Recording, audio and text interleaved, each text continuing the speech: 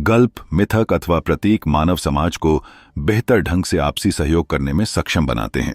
इसके लिए जो कीमत हम चुकाते हैं वह यह है कि यही गल्प, मिथक अथवा प्रतीक हमारे परस्पर सहयोग के लक्ष्यों को भी निर्धारित कर देते हैं। इसलिए हमारे पास आपसी सहयोग के ऐसे विशाल तंत्र हो सकते हैं जो कल्पित लक्ष्यों और हितों को पूरा करने में लगे हों।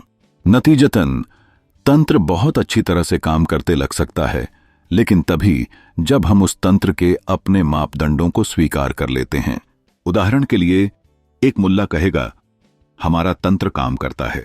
सारी दुनिया में 1.5 अरब मुसलमान हैं और इनमें से ज्यादातर लोग पहले से कहीं ज्यादा कुरान पढ़ते हैं और खुद को अल्लाह की मर्जी पर नजर, फना, बलिदान कर देते हैं। असल सवाल हालांकि यह है कि क्या सफलता को मापने का यह सही पैमाना है, लेकिन क्या इससे अरब में रहने वाले सामान्य गरीब जनता को कोई सहायता मिलती है? जैसे यदि प्राचीन मिस्र का कोई अधिकारी कहता कि हमारा सिस्टम सही रूप से काम करता है, हम ज्यादा से ज्यादा कर वसूलते हैं, ज्यादा से ज्यादा नहरें खोदते हैं और इतने बड़े पिरामिड खड़े करते हैं जितने दुनिया में किसी ने भी खड़े नहीं किए। यह बात काफी हद तक सही है कि फैरो का मिस्र दुनिया को कराधान, सिंचाई और पिरामिड निर्माण की ओर ले गया था, लेकिन क्या यह चीज वाकई महत्व रखती है? क्या आम जनता को इससे फायदा मिला? लोगों की बहुत सी भौतिक, सामाजिक और मानसिक जरूरतें हो सकती हैं। यह बात कतई स्पष्ट नहीं है कि प्राचीन मिस्र के लोग अपने शिकारी संग्रहकर्ता पूर्वजों के मुकाबले प्रेम या बेहतर सामाजिक रिश्तों में दिलचस्पी लेते थे या नहीं। और पोषण, स्वास्थ्य और बाल मृत्यु के मामले में ऐसा लगता है कि उनका जीवन कहीं बदतर था। अमेनेमहत तृतीय, वह फैरो जिसने फेयुम झील का निर्माण कराया था, के शासनकाल का 1850 ईसा पूर्व का एक दस्तावेज दुआ खिती नामक एक संपन्न आदमी के बारे में बताता है, जो अपने बेटे पेपी का स्कूल में दाखिला कराने ले गया ताकि वह उसे पढ़ा लिखाकर लिपिक बना सके।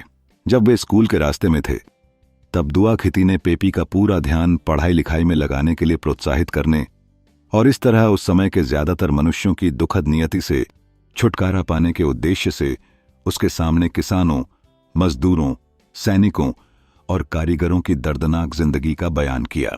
दुआ खिती के मुताबिक एक भूमिहीन खेतीहर मजदूर की जिंदगी मुश्किलों और तकलीफों से भरी होती है।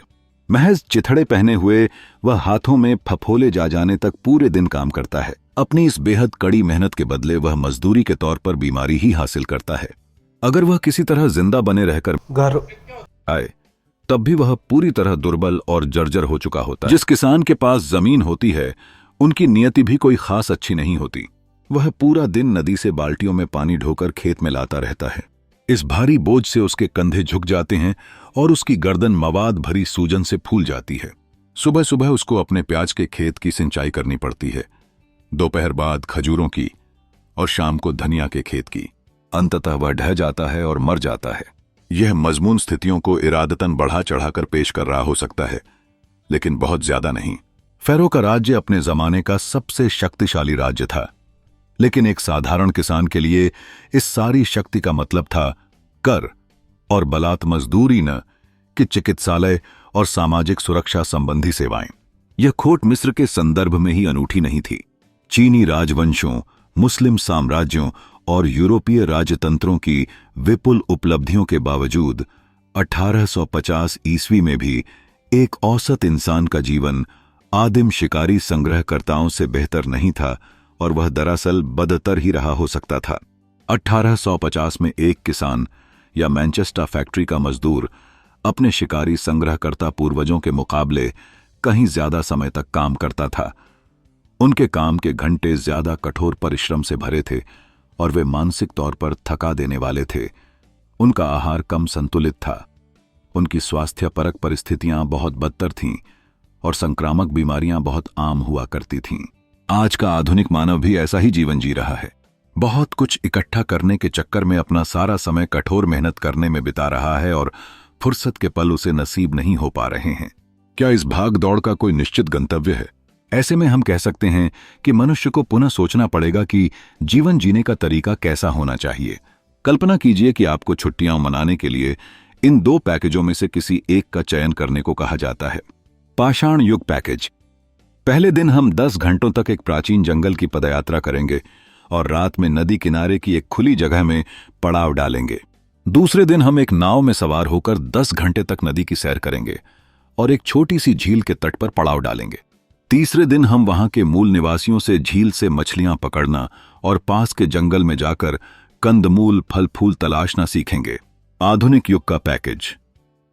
पहले दिन हम प्रदूषित कपड़ा मिल में 10 घंटे तक काम करेंगे और एक ठसाठस भरे अपार्टमेंट में एक रात गुजारेंगे। दूसरे दिन हम स्थानीय डिपार्टमेंट स्टोर में कैशियरों के रूप में काम सीखेंगे और फिर रात को उसी अपार्टमेंट ब्लॉक में सोने जाएंगे। तीसरे दिन हम स्थानीय लोगों से बैंक खाता खोलना और गिरवी के फॉर्म भरना सीखेंगे। आप इनमें से कौन सा पैकेज चुनेंगे? इस तरह जब हम इंसानी सहकार के तंत्रों का मूल्यांकन करने बैठते हैं तो सब कुछ इस पर निर्भर करता है कि हम कौन से मापदंड और दृष्टिकोण अपनाते हैं।